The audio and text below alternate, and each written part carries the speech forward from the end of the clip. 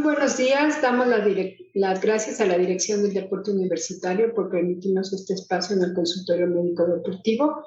El día de hoy tengo el gusto de presentarles al doctor Ricardo Jara, que es residente de primer año de la especialidad de Medicina de la Actividad Física y Deportiva, el cual tratará con nosotros el tema de altitud y enfermedades asociadas al mismo.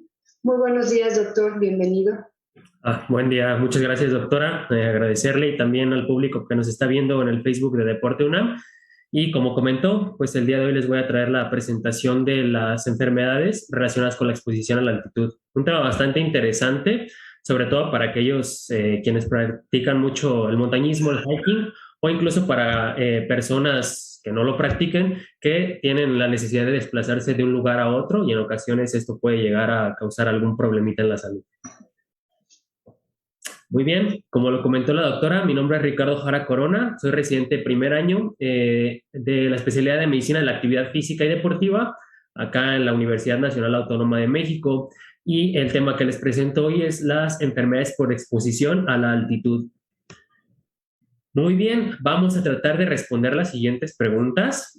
Muchas veces nosotros hemos escuchado la condición del mal de montaña, el soroche, etcétera, pero vamos a ver ahora cómo tratar de prevenirlo, en caso de que se presente, cómo lo vamos a tratar y cómo es que este fenómeno ocurre en nuestro cuerpo. Así que vamos a responder cuáles son las enfermedades por exposición a la altitud. No solo es esa, vamos a ver que es como un conjunto de enfermedades que va desde una leve hasta una más severa con el mismo mecanismo fisiopatológico y cuáles son los factores de riesgo para presentarla, qué debo hacer o prepararme cuando yo trato de subir alguna montaña y evitar alguno de estos problemas y qué hacer en caso de que me sienta mal. Muy bien. Ahora, ¿qué son estas enfermedades por exposición a la altitud? Prácticamente, como su nombre lo dice, pues son enfermedades que se relacionan al ir ascendiendo metros sobre el nivel del mar y es un conjunto de enfermedades. También es muy común que se presenten cuando se realizan ascensos rápidos, hablando específicamente de aquellos que practican el montañismo o el alpinismo, pero como les comentaba, puede llegar a presentarse, por ejemplo, una persona que vive tal vez en Acapulco y viaja hacia Toluca, entonces el cambio de los metros sobre el nivel del mar son pues bastante exponenciales en un poco tiempo y pueden llegar a presentar ciertos síntomas o rezagos, ¿no? Puede llegar incluso a llevar a condiciones de coma o muerte en altitudes muy elevadas y si no se hace el manejo adecuado. Muy bien, ¿cuáles son estas enfermedades? Aquí están estas tres enfermedades que son las que componen este espectro, que sería el mal de altura, mal de montaña o soroche, como lo conoce mucha gente. Subsecuente sería el edema pulmonar y el edema cerebral, lo que podemos ver reflejado aquí en esta flecha de cómo la gravedad va aumentando desde el mal de altura, que sería como unas manifestaciones tal vez burdas o generales de algún malestar, hasta un edema cerebral, que es una condición que pone en riesgo la vida. Y pues bueno, para empezar vamos a ver los factores de riesgo. Traté de dividir los factores propiamente que llegan a presentar los individuos o aquellas personas que practican el montañismo o que estén expuestos a grandes altitudes, así como propiamente los factores relacionados con el ambiente. Hablando de los factores que están relacionados con el individuo, uno son los extremos de la vida. Las guías recomiendan no hacer ascensos, específicamente la actividad de montañismo, en niños menores de 6 años, porque más adelante vamos a ver cómo es la condición fisiopatológica de estas enfermedades y puede llegar a ser perjudicial para ellos, así como a tal vez algún adulto de la tercera edad, más allá de los 65, 70 años, puede llegar a ser un tanto riesgoso para presentar alguna de estas enfermedades. Otra son las enfermedades cardiovasculares. Es muy común que la población mexicana presente ciertas comorbilidades o condiciones cardiovasculares. La más común es la hipertensión arterial sistémica y en caso de que se presente descontrol de esta, significa un riesgo mayor para poder practicar este tipo de deportes o para exponerse a alguna altitud considerable. Vamos a ver los puntos de corte más adelante. Asimismo, también las enfermedades pulmonares. Hay algunas condiciones que nosotros conocemos en medicina que se llama hipertensión arterial pulmonar. Es cuando la presión de los pulmones se invierte y es mayor que la de nuestro cuerpo y esto puede llegar a llegar a interferir en el proceso normal de la respiración, en el proceso fisiológico normal y puede condicionar alguna enfermedad por altitud. También los pacientes asmáticos que están descontrolados pueden llegar a presentar un cierto riesgo para subir alguna montaña o para exponerse a la altitud. Asimismo, los trastornos neuromusculares. Acá hacemos más referencia por ciertas cuestiones que tienen que ver con los músculos de la respiración. Hay ciertas enfermedades que condicionan a esto, una disminución del funcionamiento, un nulo funcionamiento de los músculos respiratorios principales y accesorios, y el hecho de pues, exponerse a la altitud va a exigir mucho más nuestro sistema cardiorrespiratorio, y en el caso de estos pacientes sería pues algo complicado y tienen mayor riesgo a presentar una enfermedad por altitud. También la ausencia de aclimatación, vamos a ver que hay distintas estrategias. Nosotros al exponernos a más o menos un punto de corte más allá de los 2.000, 3.000 metros sobre el nivel del mar, empezamos a crear ciertas modificaciones como si no estuviéramos o como si estuviéramos debajo de estos 2.000 metros sobre el nivel del mar. Nos vamos a ver más adelante. También el consumo de alcohol y drogas. Es muy común que muchas personas que se dedican al montañismo, al hiking o simplemente lo hacen de manera recreativa, pues consuman alguna droga o alguna ingesta de alcohol mientras realizan su viaje, y esto puede predisponer mucho a presentar una enfermedad por altitud. Y es algo que muchas veces pasa desapercibido, o a veces tratan de que ese sea el tratamiento. Cuando se empiezan a sentir mal al ir ascendiendo, toman alguna cuestión de alcohol y pues creen que con eso van a sentirse mejor, pero en realidad empeora el cuadro. Y también, pues propiamente el tener un antecedente de alguna enfermedad por exposición a la altitud. Estas son banderas que tenemos que tener mucho en cuenta para quien desee practicar el montañismo o que se esté exponiendo a la altitud, que lo más importante es mantener controlada las enfermedades que pueden llegar a presentar. Ahora, los factores relacionados con el ambiente, estos ya no dependen de nosotros, no son tan modificables. Sería la altitud elevada, obviamente, si no, no existiría esta enfermedad con ese nombre. Vamos a ver ahorita en la fisiopatología cómo es que la altitud afecta distintas variables tanto en nuestro cuerpo como en el resto del ambiente. Asimismo, la temperatura y el viento, la exposición a la radiación solar, y el uso inadecuado de equipo. Muchas personas hacen esta práctica deportiva sin tener un equipo adecuado y puede representar un riesgo no solamente para enfermedades por exposición a la altitud, sino para enfermedades relacionadas al frío, que ese es un tema aparte, pero es muy, muy importante que en caso de que quieran practicar algo del montañismo, se acerquen con alguien que en realidad conoce de este tema y les pueda hacer alguna recomendación para utilizar un equipo adecuado. En cuanto a la exposición de la radiación solar, esta aumenta bastante al ir elevando. Quien practica montañismo al ir subiendo cada vez más, se expone más a los rayos ultravioleta del sol. Es muy importante mantenerse con bloqueador solar.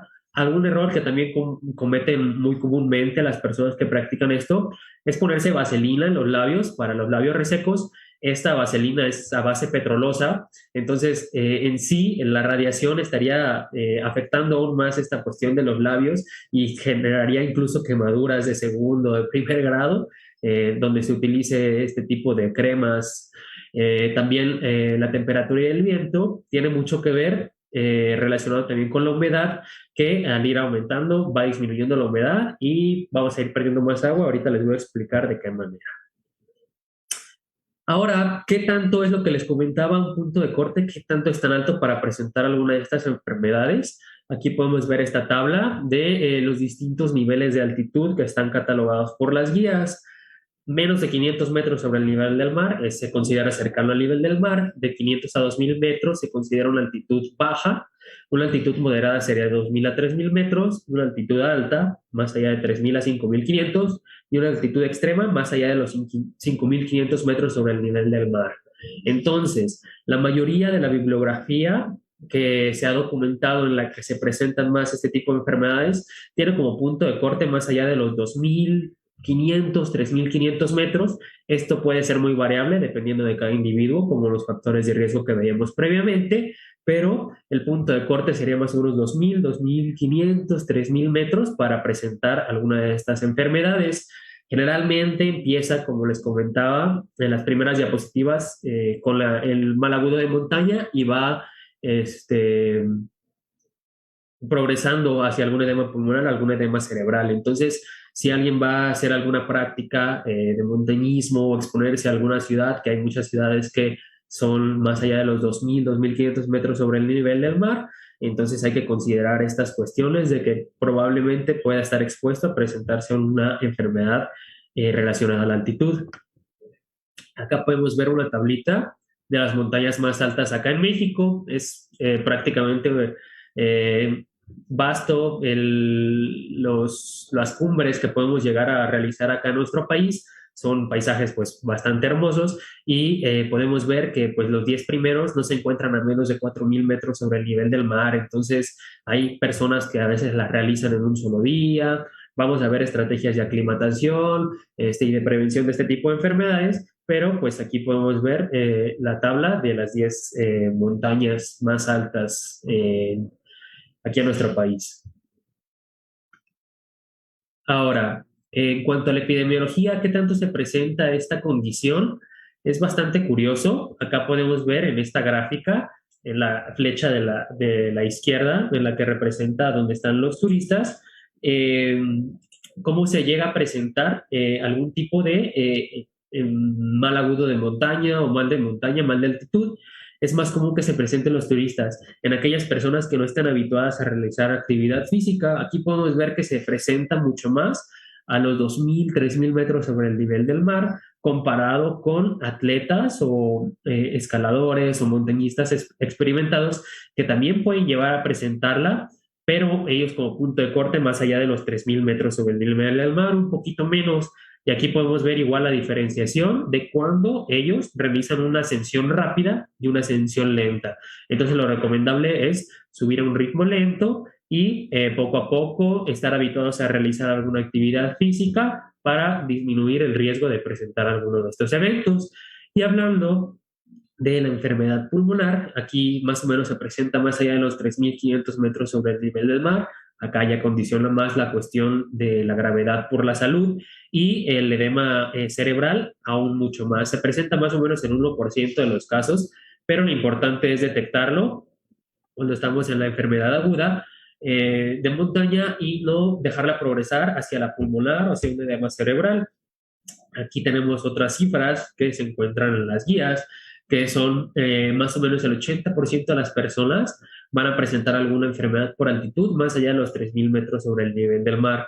Esto puede llegar a sonar como bastante alarmante, el 80%, perdón, pero muchas personas llegan a presentar esta mal de montaña, que es el cuadro más leve, y llega a pasar subdiagnosticado, simplemente se sienten un poco mal y no lo reportan y prácticamente así realizan su actividad deportiva sin saber que puede existir el riesgo de desarrollar una enfermedad de un edema agudo pulmonar, que sería algo más grave.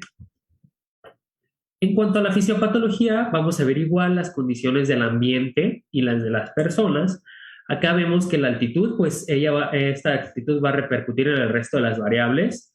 La temperatura, se tienen cifras de que más o menos por cada 1.000 metros ascendidos, la temperatura va a disminuir un 6.5 grados centígrados y la humedad también va a disminuir. ¿Esto por qué nos interesa? La humedad nos interesa mucho porque al estar expuesto a un aire más frío, nuestras propias vías respiratorias necesitan calentar el aire para que sea efectivo todo nuestro sistema respiratorio. Entonces, para calentar este aire necesitamos humidificarlo, ¿cómo? Con nuestra propia agua corporal. Entonces, esta disminución de la humedad al ir aumentando la altitud nos va a condicionar deshidratarnos. Entonces, es muy importante tener un buen estado de hidratación. Asimismo, la radiación aumenta un 4% por cada 300 metros ascendidos. La cuestión de la presión barométrica y la presión parcial de oxígeno la vamos a ver ahorita en esta tablita que viene acá, que es prácticamente lo que más nos interesa de que nos puede llegar a causar alguna condición adversa. Acá podemos ver diferentes ejemplos de ciudades y el Monte Everest que están a distintas altitudes sobre el nivel del mar. Al nivel del mar, por ejemplo, Miami, Florida, está a una altitud de 0 metros, está al nivel del mar, y algo que se conoce como la presión barométrica, que es como si nos imagináramos que el aire, una columna de aire estuviera sobre nuestro cuerpo. Al estar más cerca del centro de la Tierra, se ejerce más gravedad y la presión va a ser mucho mayor, aquí representada con 760 milímetros de mercurio.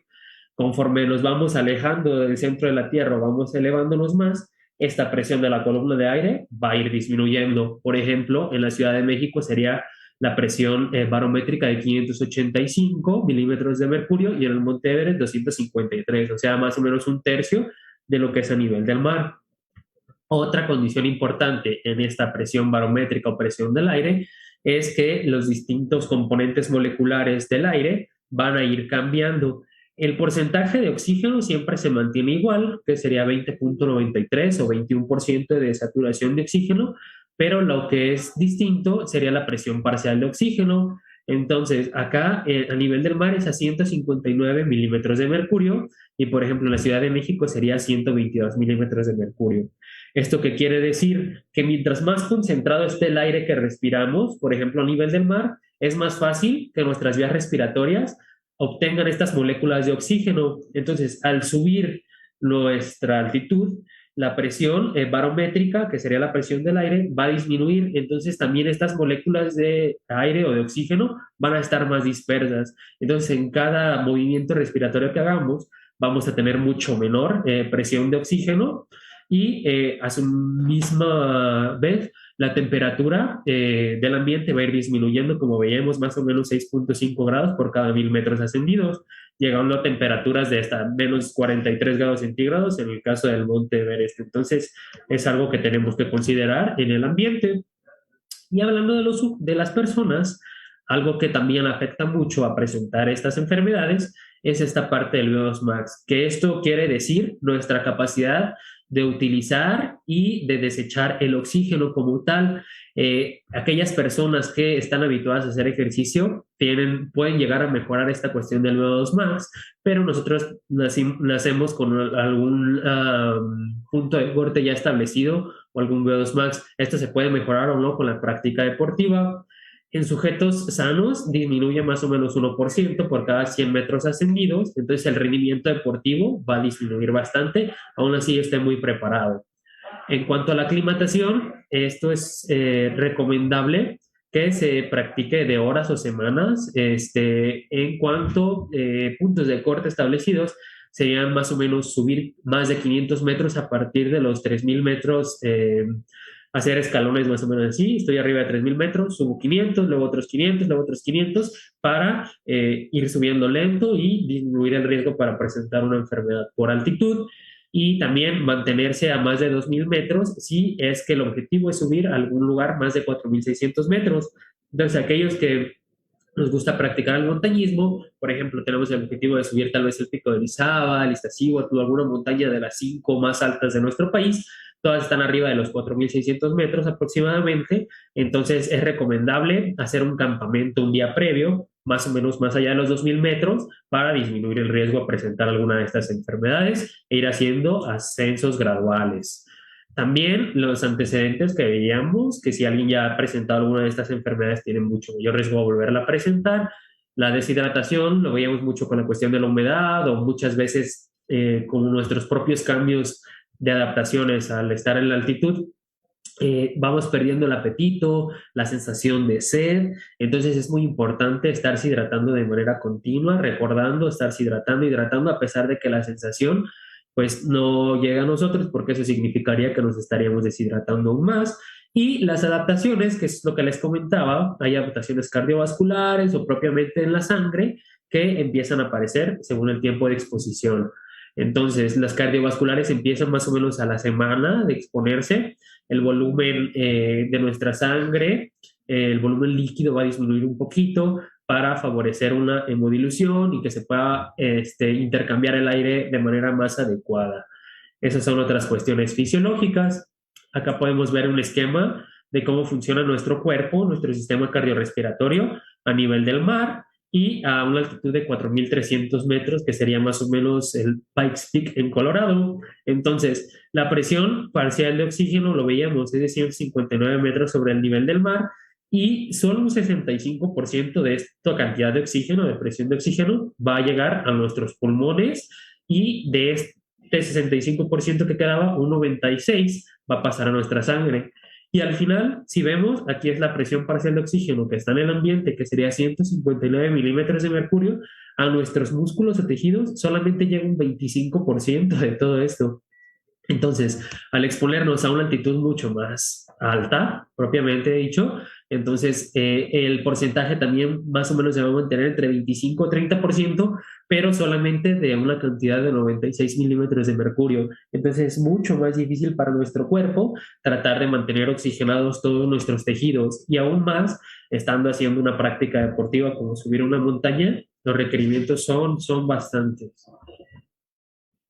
En cuanto a la condición, ¿qué es lo que nos causa estas enfermedades por altitud? Es algo llamado hipoxia hipovárica. Es lo que les comentaba. La condición de la hipoxia sería tener una poca exposición hacia el oxígeno. ¿Y esto por qué? Por la hipovaria, porque la presión barométrica es menor. Entonces, al estar expuesto a esta condición de hipoxia o de falta de oxígeno, afecta tanto a nuestro cerebro como a nuestros pulmones, y empieza a haber cambios en nuestro sistema, tanto cerebral como pulmonar. En el sistema cerebral, que sería lo que causa la enfermedad aguda de montaña, incluso el edema cerebral, empieza a haber desregulación del flujo hacia nuestra sangre en nuestro cerebro, y acumulación de ciertas especies reactivas de oxígeno o de ciertos metabolitos que son de desecho, y pueden llegar a causar confusión y el inicio de nuestros síntomas. Y por parte de los pulmones existe algo que conocemos como disfunción endotelial. Los vasos sanguíneos de nuestros pulmones empiezan a fallar, y hay una disminución de este funcionamiento del intercambio gaseoso entre los pulmones y nuestros vasos sanguíneos, conllevando a una acumulación de agua en nuestros pulmones que se conoce como edema pulmonar. Entonces es algo que tiene que ver con la falta de oxígeno al ir subiendo. Ahora, ¿cómo vamos a prevenir esta parte? Las recomendaciones son más o menos estos 7 puntitos, que serían mantener un control adecuado de las enfermedades en caso de que estemos expuestos o que padezcamos alguna, evitar el consumo de alcohol o drogas mientras estemos practicando el montañismo, hacer una aclimatación en medida de lo posible. Veíamos los puntos de corte de más o menos a partir de los 2.000 metros, mantener un campamento. Si se va a subir más allá de los 4.600 metros, mantenerse hidratado y con alimentos, llevar un ascenso controlado y de manera gradual para evitar esto, llevar un equipo adecuado para evitar también las enfermedades por frío, y valorar el uso de medicamentos preventivos, que vamos a ver más adelante, que hay cierta tendencia a utilizar ciertas sustancias. Vamos a hablar propiamente del mal de montaña. ¿Cuáles son sus manifestaciones? Estas van a caracterizarse por un dolor de cabeza, por mareo intenso, por náuseas, vómito, insomnio, fatiga, malestar general. Prácticamente las personas que empiezan a manifestar algo relacionado con el mal de montaña se empiezan a sentir muy mal de manera completa, general en todo su cuerpo, y esto es una condición de que nos está afectando la cuestión de la hipoxia hipovárica. Muchas veces es subestimado. Muchas personas solamente dicen, me duele la cabeza, ahorita se me pasa, toman alcohol o algo para distraerse, entonces llega a agravar más el cuadro. Existe una herramienta que es esta, que se llama el score de Lake-Lewis, que es un puntaje, un sistema de puntuación que podemos aplicar nosotros mismos o quien esté a cargo de alguna expedición, para darse cuenta de la gravedad o de los síntomas que pueden llegar a presentarse en el mal de montaña. Abarca partes tanto de malestar, de dolor de cabeza, de problemas gastrointestinales, de fatiga, de mareo, de muchas condiciones que simplemente uno va llenando y llega a ser una puntuación. Entonces, los puntos de corte para esta escala serían una enfermedad por altitud o montaña leve, sería de 3 a 4 puntos, moderado de 5 a 6 puntos y severo más allá de 7 puntos. A partir de la condición de los 5 puntos de lo moderado, lo recomendable es detenerse y iniciar un descenso para evitar que se llegue a un edema agudo de pulmón o algún edema cerebral. Entonces es algo muy importante, una herramienta muy útil para quien practique esto del montañismo, para poder medir más o menos esta ambición de querer llegar a la cima si es que se llega a sentir un tanto mal. El tratamiento, acá es bastante curioso, han surgido diferentes metodologías de tratamiento. Lo mejor es hacer unas estrategias de prevención adecuadas, como lo vemos en las diapositivas previas, pero en caso del tratamiento, muchas veces simplemente no pasa de un dolor de cabeza, puede llegar a recurrirse al uso de paracetamol, que sería la recomendación de 650 miligramos, perdón, a un gramo cada 8 horas para disminuir los síntomas.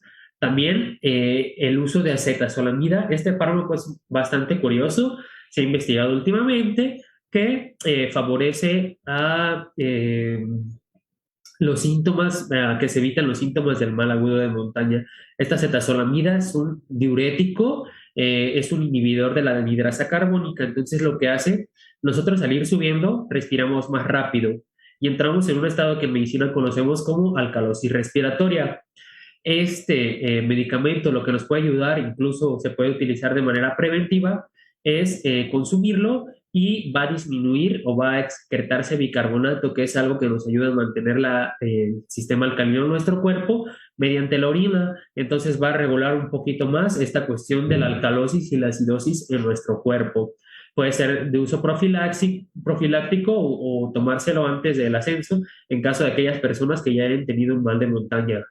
Ojo, también hay en ocasiones muchos atletas en competencia se exponen a altitudes más altas y el recurrir a acetazolamida, este está regulado como un medicamento que es considerado dopaje por ser un diurético. Entonces, sería más o menos poner en la balanza los síntomas y la exposición hacia el dopaje. Otro es la dexametasona, este es un corticoide que también se puede consumir en caso de alguna medida preventiva o como tratamiento para el mal agudo de montaña. Y aquí están las dosis. Lo recomendable es no hacerlo más de 7 días porque existen efectos adversos por el uso crónico de los corticoides. Entonces son estrategias que se pueden llegar a utilizar. Pero recuerden que lo más importante es hacer una prevención con estrategias adecuadas de aclimatación. Pasando al siguiente escalón de gravedad sería el edema de pulmón, que este ya se caracteriza por todo lo presentado en la enfermedad aguda de montaña, más taquicardia, respiración rápida que conocemos como taquipnea, la tos seca o asalmonada, se ve como si fuera un rosita bajito por el edema pulmonar que existe en los vasos sanguíneos, cianosis que sería pues verse más o menos azul en las partes distales de nuestro cuerpo, en dedos, en orejas, etcétera, y otras cuestiones que conocemos como estertores pulmonares, que serían como acumulación, nos señalarían acumulación de agua en nuestros pulmones. Aquí ya es un dato más importante de alarma el llegar a presentar alguno de estos síntomas y esto es indicativo de que hay que bajar sí o sí para evitar la progresión a alguna enfermedad más grave y poner en riesgo nuestra integridad como personas. Es el que tiene mayor mortalidad porque muchas veces muchos alpinistas o personas que practican el montañismo se aferran a tratar de llegar a fuerza a la cumbre y van empeorando sus síntomas y pueden llegar a fallecer o a presentar algún coma, desorientarse, aumentar el riesgo para alguna caída, para alguna enfermedad por frío. Entonces, esto es señal de que ya tenemos que bajar. El tratamiento es el descenso oportuno, como les comentaba. Las guías recomiendan descender de 300 a 1000 metros en un periodo más o menos de unas cuantas horas. Se puede utilizar nifedipino como prevención, que es un fármaco que utilizamos para la presión arterial. Acá nos ayudaría más que nada para la cuestión de la hipertensión pulmonar de manera preventiva. Y es necesario ya en estos pacientes, como los pulmones no están funcionando bien, el usar oxígeno suplementario a una presión positiva. También existen cámaras hiperbáricas portátiles que nos ayudarían a mimetizar un tanto la cuestión ambiental como si estuviéramos más cercanos al nivel del mar y con ellos también se puede utilizar la dexametasona. Y por último, en la escala de la gravedad tenemos el edema cerebral, que es la enfermedad más grave de estas, que se manifiesta más que nada por ataxia, sería una gran confusión, una gran desorientación por parte del paciente, empieza a farfullar palabras, no articula bien estas palabras, señal de que ya hay condición en nuestro cerebro, pues bastante grave, alteraciones del estado de alerta y se pueden llegar a desmayar y aquí ya es muy difícil bajar al paciente porque ya no está en todos sus sentidos de manera orientada, entonces se expone más a también alguna caída y pues la verdad el mantener o el tener algún acceso a algún servicio médico a altitudes elevadas es más complicado. Entonces este es un pronóstico bastante malo, pero lo importante es que tenemos que prevenirla haciendo ascensiones graduales. Y la parte del tratamiento sería igual hacer un descenso oportuno, como lo veíamos en el edema agudo de pulmón. Se puede utilizar paracetamol para el dolor de cabeza cuando va iniciando, utilizar un oxígeno suplementario, teniendo el objetivo más allá del 90% de la saturación, utilizar cámaras hiperbáricas portátiles, que es como la que vemos en la foto, se mete al paciente en esta camarita y en esta misma cámara se asemejan presiones del oxígeno muy similares a las del nivel del mar para que el paciente se pueda recuperar. Pero estas estrategias son muy, muy caras y no todos, en todos los lugares se tiene acceso a esto. Y también el fármaco que podemos utilizar prácticamente en todos sería la dexametasona, siempre y cuando recordando no utilizarla más de 7 días. Y sería todo por mi parte, no sé si existe alguna duda, algún comentario y pues invitarlos a que practiquen esta disciplina del montañismo, pero de manera segura. Acérquense con alguien que en realidad conozca del tema y pues prepárense muy bien para las aventuras que pueden llegar a tener. Muy bien, doctor, muchísimas gracias. Es un tema muy interesante y además que yo creo que la gente no lo toma muy en cuenta, ¿no? Cree que no va a pasar nada y empiezan los ascensos más bien como jugando, como un reto, sin pensar todos los problemas que pudieran llegar a tener. Entonces, bueno, resumiendo un poco, primero sería como el mal de montaña, luego el edema pulmonar y luego el edema cerebral, ¿es correcto? Así es, sería más o menos la progresión de la enfermedad, sería el efecto que veíamos de la fisiopatología y va avanzando en estos escalones que veíamos. O sea, primero se va a presentar el mal de montaña, luego el edema pulmonar, luego el edema cerebral. Así es, en ese orden. En ese orden es como se presentan comúnmente. Y puede ser que no percibamos la primera fase, el mal de montaña. Sí, es muy común. Muchas personas en ocasiones simplemente no lo externan o a veces no se llegan a hacer manifestaciones muy leves de un dolorcito muy pequeñito de cabeza o simplemente el hecho de ya no tener hambre, el estarse alimentando, hidratándose durante el ascenso, pueden llegar a significar datos muy leves o tenues de este mal agudo de montaña. Entonces, muchas veces llega a pasar. Y algunas veces recomiendan los montañistas cuando empiezan con taquipnea o hiperventilación respirar sobre una bolsa como para captar más CO2. ¿Se recomienda esto? Puede llegar a ser una estrategia en caso de que esta, como usted comenta, la respiración sea muy elevada y tratar de retener esta parte del CO2 que sería evitar un ambiente muy alcalino en nuestro cuerpo, entonces nosotros absorberíamos continuamente este gas ácido, entonces nos favorecería mucho equilibrar, pero lo más recomendable es descender para disminuir los síntomas, pero puede llegar a utilizarse como una estrategia pues de manera inmediata y empezar el descenso. Pues si empezamos a tener, igual si tenemos síntomas solamente de mal de montaña, ¿la recomendación es descenso? Depende. Veíamos la escala que les presenté, la de Lake Lewis, más o menos el punto de corte 5 puntos.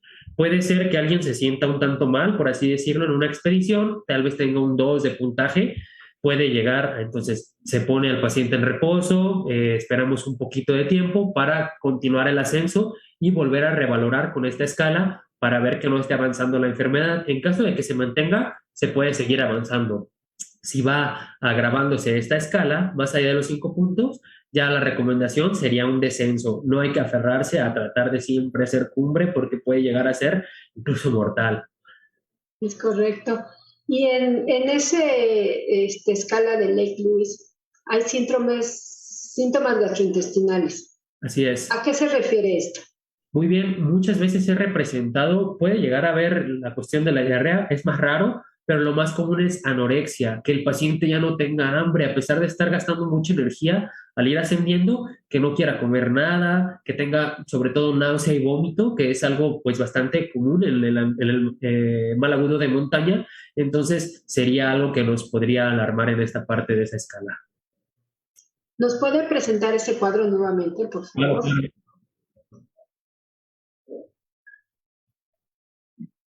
Acá está.